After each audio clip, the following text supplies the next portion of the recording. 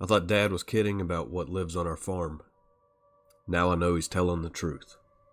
By sunshine dreaming. The first thing I noticed on my way home was the corn.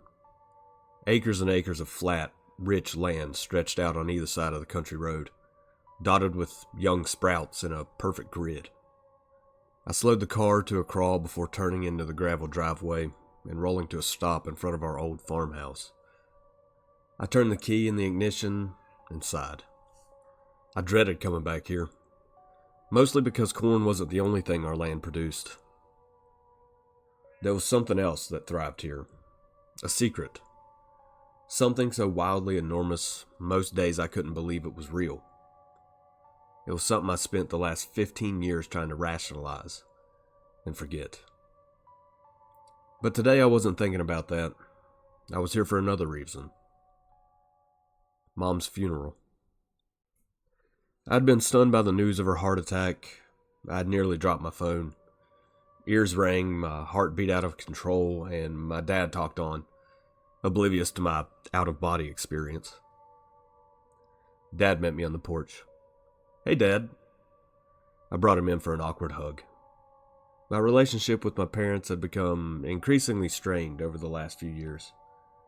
Every day the chasm of understanding between us grew wider and wider, until finally I realized we could now only talk in terse, pointless phone calls about weather or sports, the only common ground we had left. "Had anything to eat?" People have dropped off all kinds of stuff.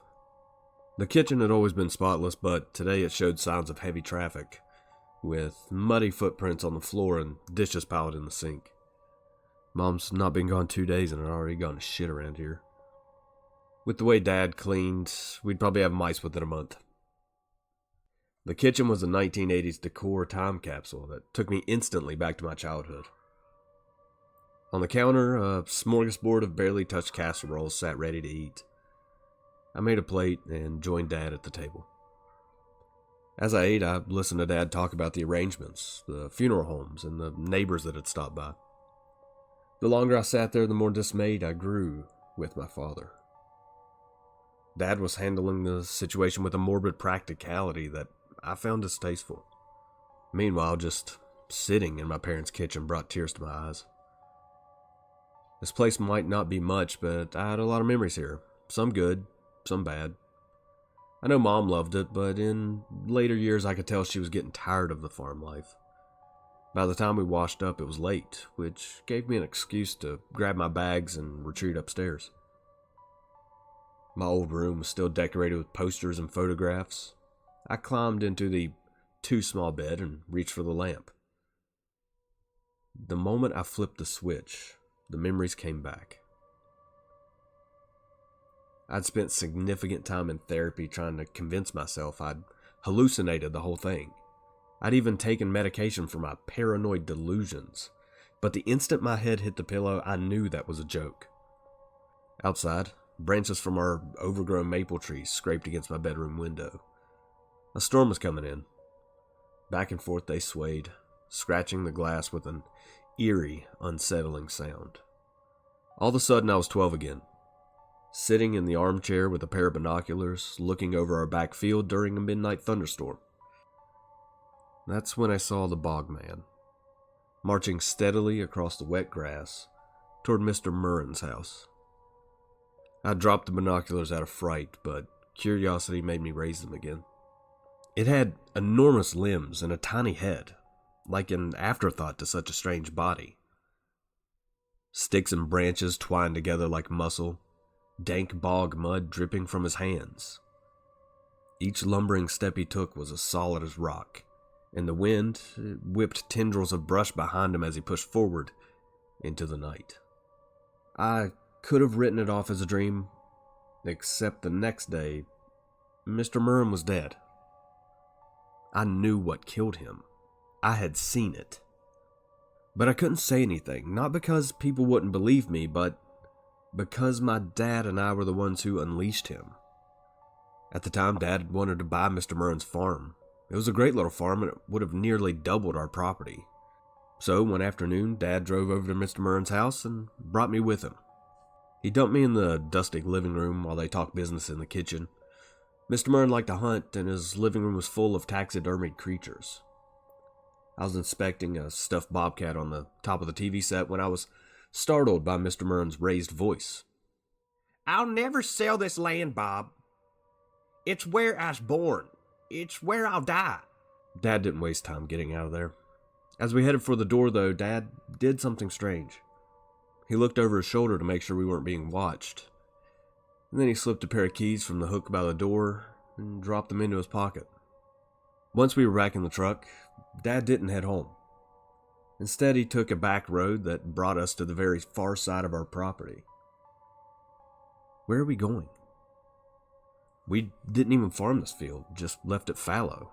The ground was too wet, and dead in the center was an actual bog. We never went near it. Except today, we were. Dad didn't reply as he pulled the truck up, got out. I watched as he pulled a spade from the truck bed and marched toward the brush surrounding the water. I was confused. I didn't understand why we were here. So after a minute, I followed him.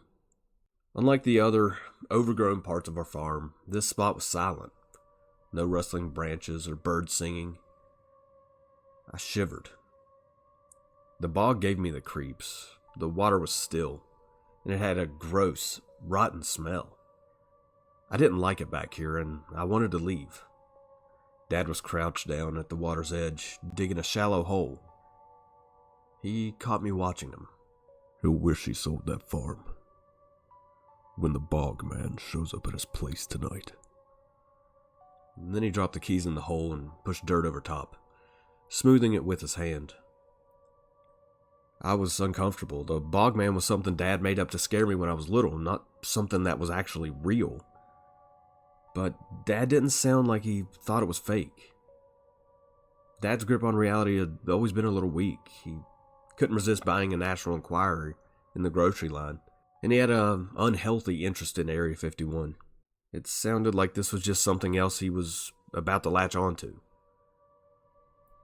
This is our land's real treasure. The Indians called it a tree walker. It's one of their creatures. But when my great-grandfather settled the land, it was still here. My dad held my gaze. The bog man is a fixer. Whenever you have a problem, take something that belongs to the person who's causing you trouble, and you bury it in the mud bank here. Something small, personal. Got it? I nodded, not knowing what to say. We have to protect it. That's why we never leave. We never sell. There's always one of us on this land. We drove home in silence, and I put the incident out of my mind. Until later that night when I was playing with the binoculars and I saw what we had done. Alone in my room, the wind picked up and mercilessly slammed the branches against the side of my house. I pulled up the blankets around me, trying to get comfortable. Over the years, I had thought about that day over and over, obsessed with what I had seen and felt guilty for my involvement. The day after Mr. Murren died, I had slipped down to the lower field alone. I wanted to prove it had all been a dream. But when I got to the bottom of our field, my heart raced at the sight of giant footprints, each one as large as a car tire. I'd tried hard to forget what I saw in the binoculars, but footprints?